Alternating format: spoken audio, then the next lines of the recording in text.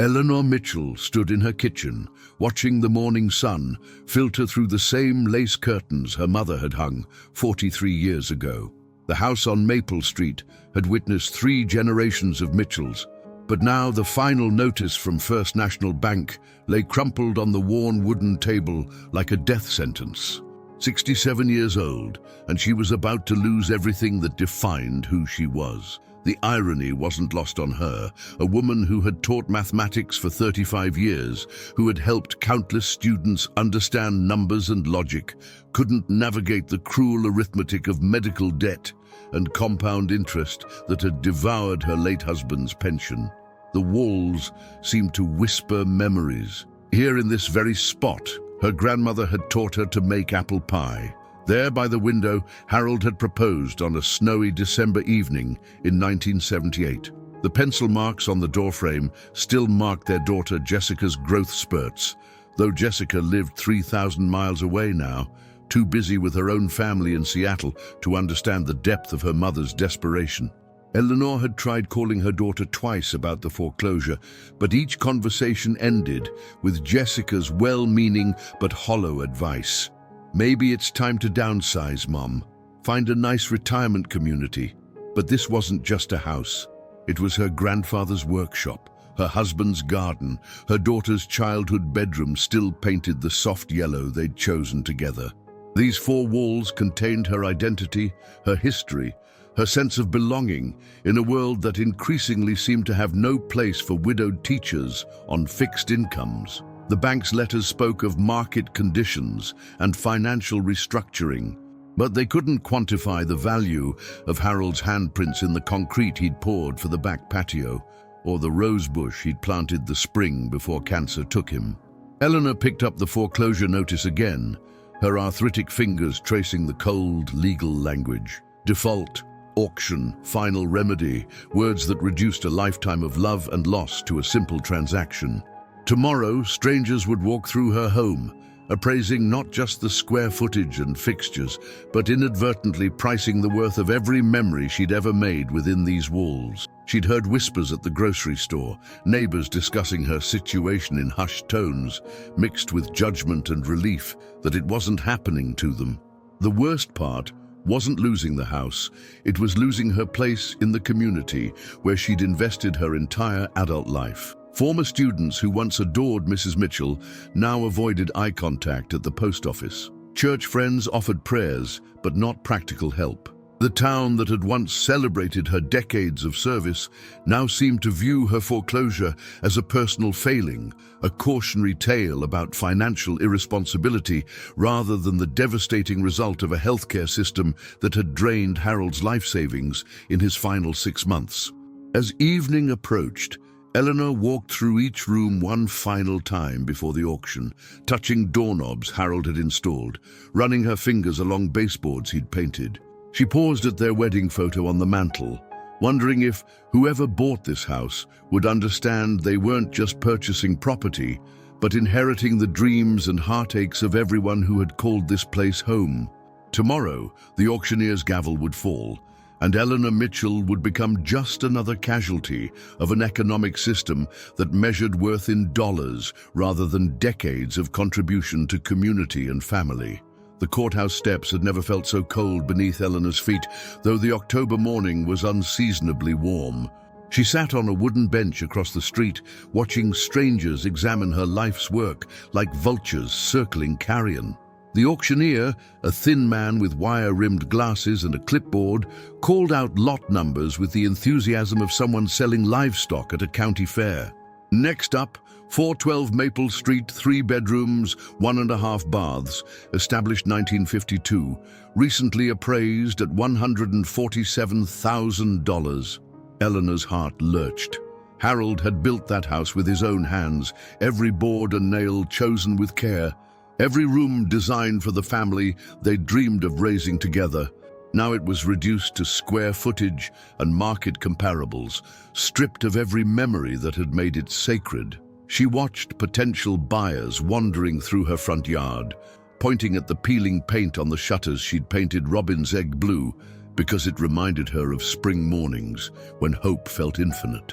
Sarah Henderson, her next-door neighbor of 23 years, hurried past without making eye contact. Eleanor had babysat Sarah's children countless times, had brought casseroles when Sarah's mother died, had celebrated every promotion and graduation in the Henderson family.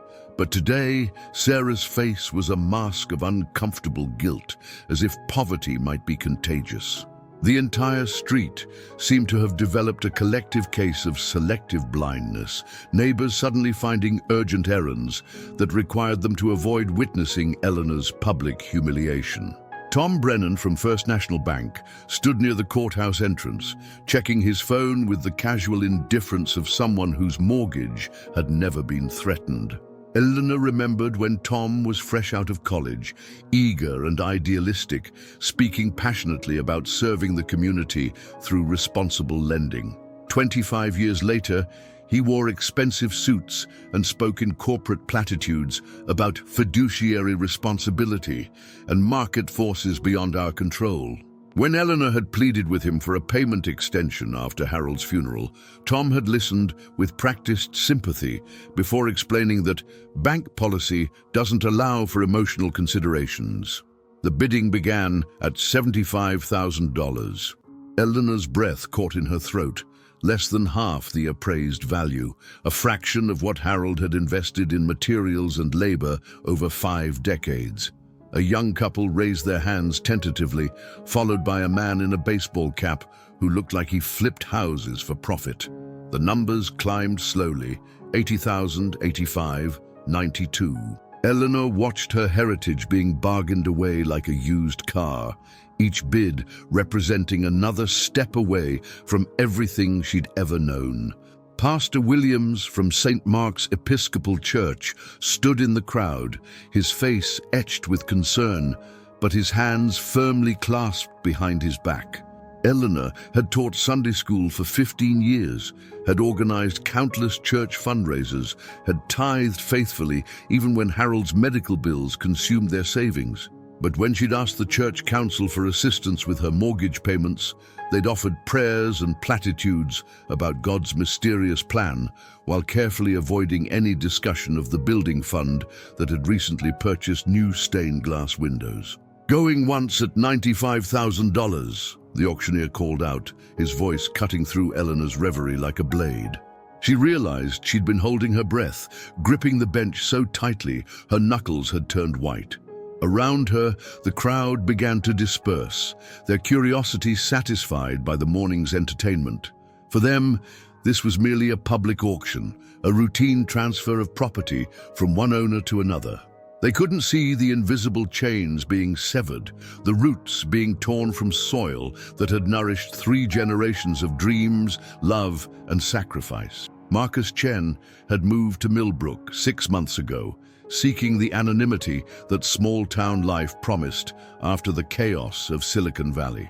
At 28, he'd made more money from Bitcoin investments than most people earned in a lifetime, but wealth hadn't filled the hollow spaces in his chest where family connections should have been. His parents had disowned him when he dropped out of Stanford to pursue cryptocurrency full-time, calling his choices shameful and irresponsible. Now, surrounded by his expensive computers and empty takeout containers in a rented house on Oak Street, Marcus wondered if his parents had been right about more than just his career choices. He'd noticed the elderly woman who lived 2 blocks away during his evening walks. Eleanor Mitchell moved through her garden with the careful precision of someone who had tended the same plants for decades, her silver hair catching the sunset as she deadheaded roses and watered tomatoes. There was something achingly familiar about her solitude that reminded Marcus of his own grandmother, who died alone in Beijing while he was too busy coding to visit. Sometimes he'd catch glimpses of Eleanor sitting on her porch swing, reading books with the same focused intensity he brought to analyzing blockchain algorithms. The morning of the auction, Marcus had been debugging a smart contract when he heard the crowd gathering near the courthouse. Curiosity drew him outside, where he joined the cluster of neighbors and strangers watching the proceedings with varying degrees of interest and discomfort. He recognized Eleanor immediately, sitting alone on a bench like an island of dignity surrounded by an ocean of indifference.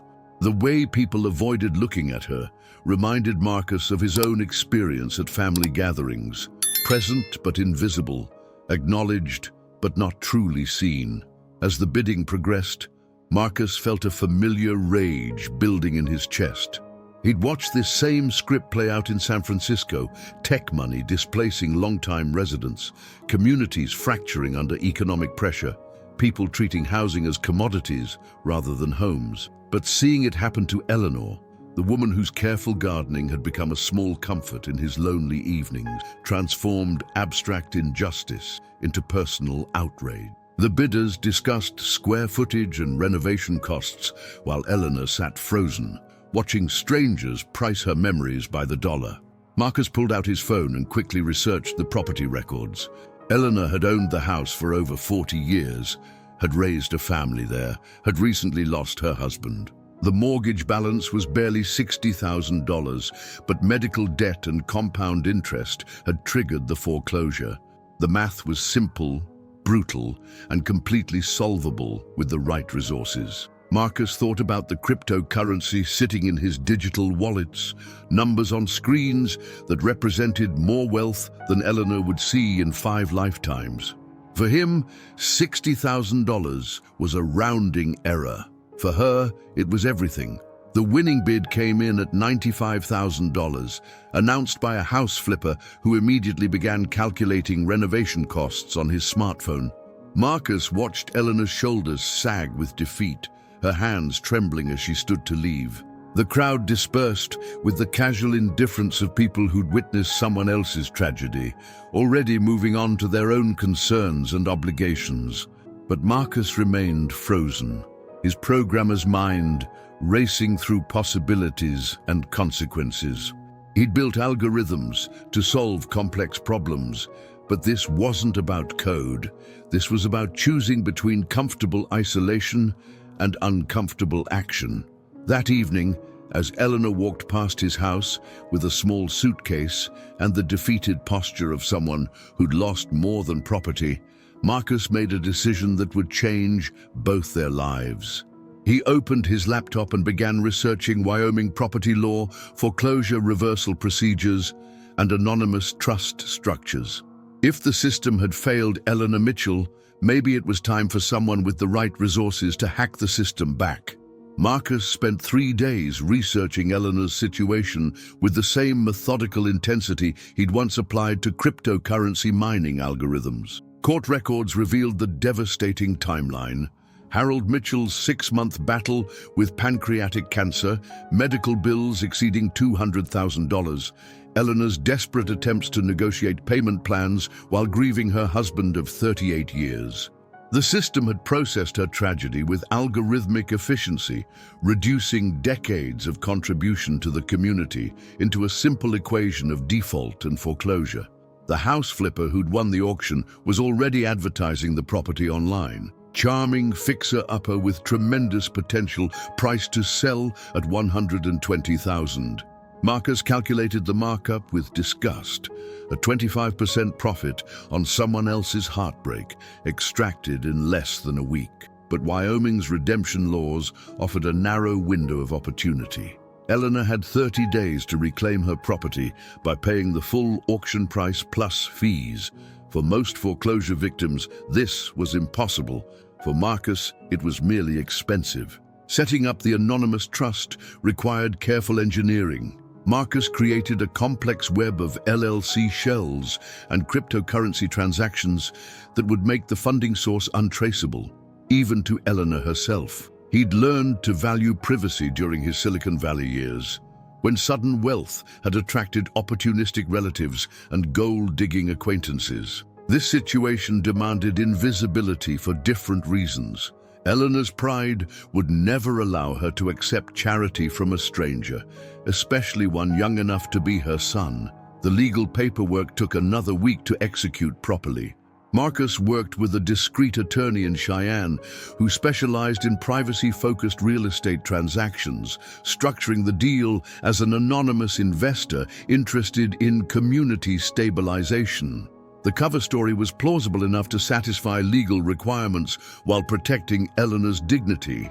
She would believe she'd been selected for a housing assistance program, not rescued by a neighbor she'd never even spoken to.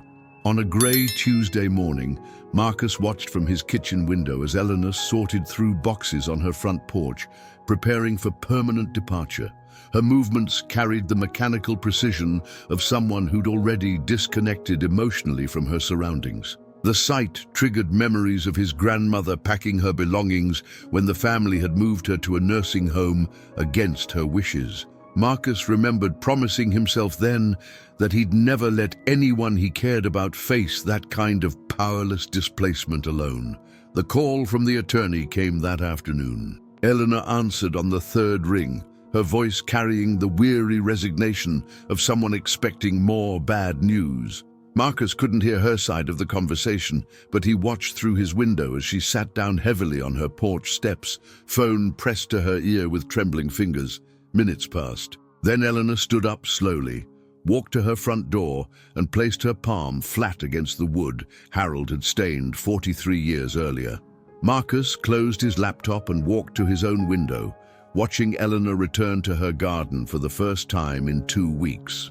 She knelt among the roses Harold had planted, her shoulders shaking with what Marcus hoped were tears of relief rather than continued despair. He'd solved the mathematical problem of her foreclosure, but the human equation remained infinitely more complex. Eleanor had her house back, but she was still alone, still facing an uncertain future, in a community that had shown its true character during her darkest hour. The algorithm of compassion, Marcus realized, required more than just money. It demanded connection, understanding, and the courage to transform strangers into family. Eleanor spent 2 weeks in cautious gratitude, afraid to fully embrace her miraculous reprieve. The housing assistance program remained mysterious, with the Cheyenne law firm providing only vague explanations about anonymous benefactors and community investment initiatives. She'd tried researching the trust online, but the corporate structures led nowhere except to more questions. The gift felt too perfect, too precisely tailored to her exact needs. Someone knew her story intimately enough to craft this salvation, but Eleanor couldn't imagine who possessed both the resources and motivation to save a stranger's home. The revelation came during Millbrook's monthly town hall meeting. Eleanor rarely attended these gatherings anymore, having grown weary of watching neighbors debate potholes and parking meters while ignoring human suffering in their midst. But tonight felt different. She wanted to thank the community publicly for their supposed role in her rescue, hoping to shame them into more consistent compassion. The meeting was sparsely attended, mostly the usual crowd of retirees and small business owners who treated local politics as entertainment. Marcus Chen entered halfway through the budget discussion, sliding into a back row seat with the awkward posture of someone unaccustomed to public gatherings.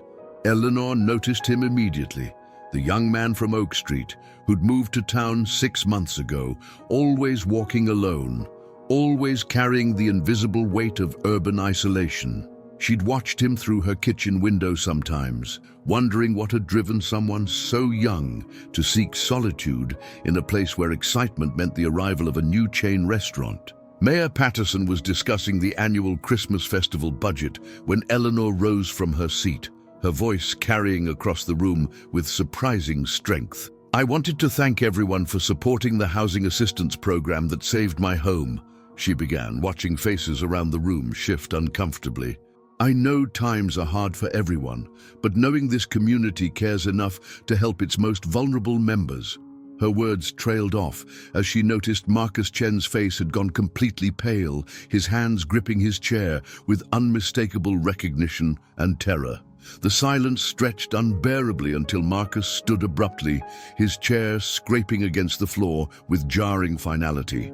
"There is no community housing program," he said quietly, his voice barely audible but somehow filling the entire room. Eleanor's heart stopped. Around them, neighbors turned to stare with the hungry fascination of people witnessing a car accident. Marcus took a shaky breath and continued, his programmer's precision failing him for perhaps the first time in his adult life. "I bought your house back. It was me." The room erupted in whispers and shocked murmurs, but Eleanor heard nothing except the rushing of blood in her ears. This strange young man, this outsider she'd never even spoken to, had spent nearly $100,000 to save her from homelessness. The math was incomprehensible, the motivation unfathomable. She stared at Marcus's tortured expression, recognizing in his eyes the same desperate loneliness she'd felt since Harold's death. Somehow, in helping her, he'd revealed his own profound isolation. Mayor Patterson attempted to restore order, but the town hall had transformed into something unprecedented, a moment of reckoning where comfortable assumptions about community and charity crumbled under the weight of one stranger's radical generosity. Eleanor walked slowly toward Marcus, her mind reeling with questions she couldn't yet formulate, while around them, Millbrook's residents confronted the uncomfortable truth that their newest neighbor had demonstrated more compassion in 6 months than they'd shown in 67 years of knowing Eleanor Mitchell. Eleanor found Marcus sitting on his porch the next evening, staring at his phone with the defeated posture of someone who'd accidentally revealed too much of his heart to strangers. She approached slowly, carrying 2 cups of coffee and the weight of 1,000 unasked questions. "I never thanked you properly. Never," she said simply, settling beside him on the wooden steps Harold had helped him install when he'd first moved in. Marcus looked up with surprised vulnerability, as if he'd expected anger or judgment rather than gratitude. "I didn't do it for thanks," Marcus replied quietly, accepting the coffee with hands that shook slightly. "I did it because I know what it feels like to be alone in a room full of people who should care about you."